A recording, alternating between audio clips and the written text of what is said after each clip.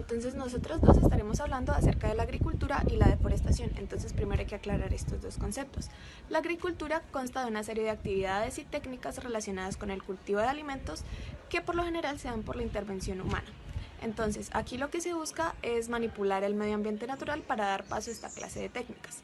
Ahora bien, la deforestación también es un cambio que se da en un medio ambiente natural que por lo general es causado por la mano del hombre. Entonces, ejemplos de estos pueden ser la tala o la quema de árboles, o también la deforestación que se da con el objetivo de aumentar la frontera de agricultura para dar paso a la agricultura masiva o también a la ganadería. Bueno, la historia de la agricultura es bastante vasta y pues esta inicia cerca de 10.000 millones de años atrás en distintas regiones de manera independiente.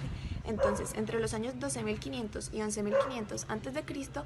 se empieza a masificar el cultivo de ciertas plantas y a acorralar animales, lo que influye en la evolución de ciertas especies.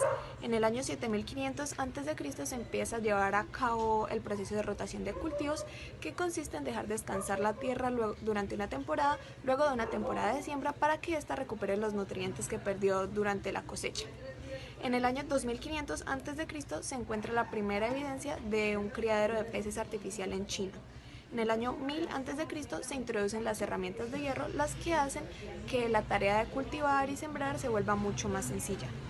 Entre los años 700 y 12.000 después de Cristo, la cultura musulmana adquiere nuevos conocimientos y desarrolla nuevos inventos que hacen que se empiece a desarrollar el comercio entre Oriente y Europa.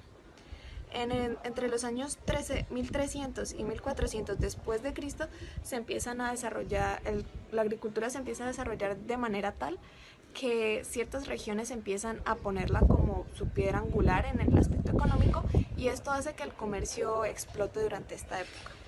En el año 1500 después de Cristo se descubre América, y esto hace que con esta se descubran diferentes frutos tales como el maíz o demás hortalizas. Entre 1900 y 1999 se da la revolución industrial, lo que hace que la agricultura tenga un cambio drástico con el desarrollo de máquinas pensadas para la siembra, el cultivo, la recolección, la esparción de pesticidas en pues, la agricultura. En el año 1994 se comercializa el primer alimento modificado en Estados Unidos, y entre 2000 y 2010 se tiene que existen alimentos transgénicos en la mayoría de los países desarrollados. En el año 2009 se empiezan a desarrollar robots pensados con el objetivo de facilitar las tareas agrícolas tales como cosecha, siembra y demás. Y en el año 2011, de acuerdo a algunos estudios, se encontró que ya existían más de 7 millones de personas habitando el planeta Tierra y viviendo de lo que éste produce. La Revolución Verde hace referencia al crecimiento de la población agrícola entre los años 60 y 80 en Estados Unidos, que posteriormente se expandió al resto del mundo.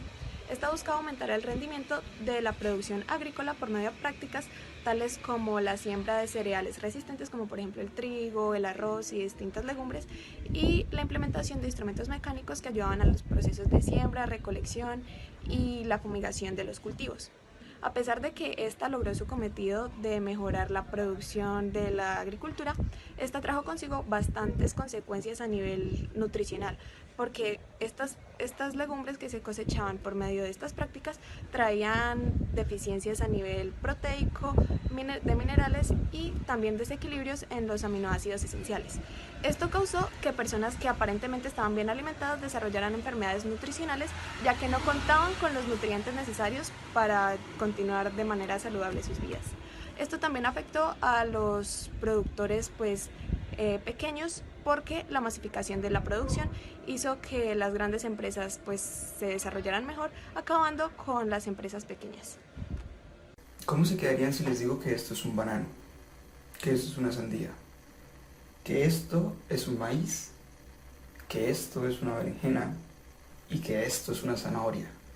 ¿Recuerdan en bachillerato cuando nos hablaban de la selección natural?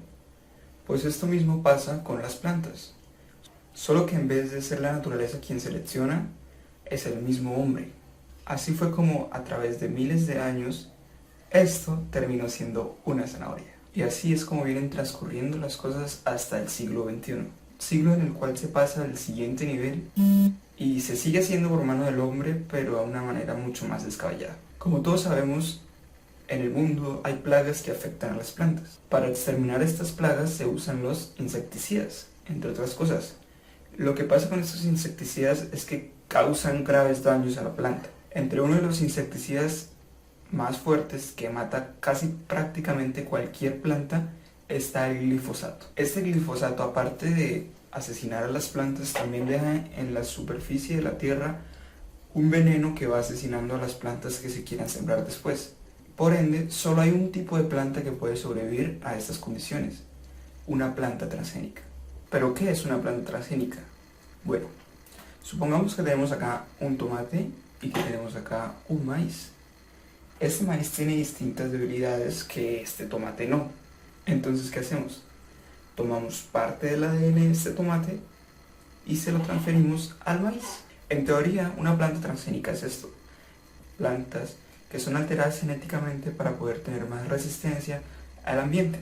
Este tema se divide en dos bandos: la gente que lo defiende y la gente que está en contra de él. La gente que lo defiende dice principalmente que gracias a estos alimentos se va a acabar el hambre del mundo. Mas la gente que lo ataca tiene distintas razones para hacerlo. Entre esas razones está la destrucción del ecosistema, que los alimentos transgénicos hacen daño a las personas. Pero ¿qué tan cierto es todo esto? Hasta el momento no hay ningún estudio que diga realmente cuál es el daño que producen los transgénicos en animales y humanos. Pero en lo que sí estamos seguros que produce un daño es en el ecosistema. Tú no lo sabes, pero probablemente hayas consumido alguna vez algún transgénico, ya que están prácticamente en todo supermercado.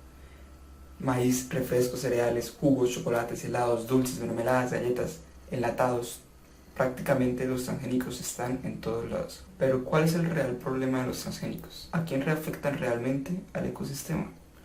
Esto tiene una explicación muy sencilla. Hay empresas que se encargan de la venta de estos transgénicos, pero no solo de los transgénicos, también venden insecticidas. Estos insecticidas obviamente hacen que la tierra se vuelva únicamente fértil para los transgénicos. Entonces es un negocio redondo. Ellos venden el insecticida, la tierra muere y venden después los alimentos transgénicos. ¿Qué es lo que causa esto? Que hayan monocultivos. Por ejemplo, un monocultivo de maíz transgénico hay de montones.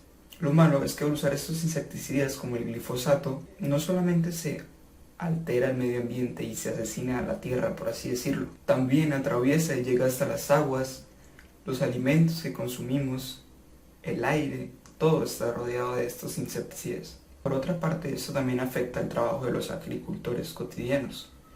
Esos que te explicaba al principio, que simplemente se encargaban con sus manos de hacer evolucionar una planta, pues ahora se ven fuertemente atacados por estas empresas gigantes. Muchas veces habrás visto un video de este tipo.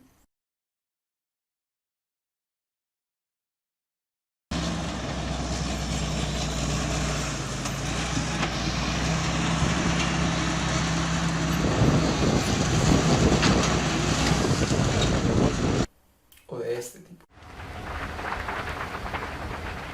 Más de 2.000 bomberos seguían movilizados para luchar contra las llamas en 11 incendios forestales. Si miramos a fondo, esto es un problema a nivel global. Cerca de 3.6 millones de hectáreas son taladas anualmente. En otras palabras, la cantidad de árboles que fueron talados podrían cubrir una superficie igual a la de todo Bélgica. Pero esto es más impactante cuando lo vemos a nivel local. Cuando vemos que Colombia es uno de los 5 países con mayor deforestación en el mundo. Solo en 3 meses en Colombia se talaron más de 43.000 hectáreas de árboles en la Amazonía. Pero ¿cuáles son los verdaderos intereses que están detrás de esta deforestación? Por un lado, la agricultura y por otro lado, la ganadería.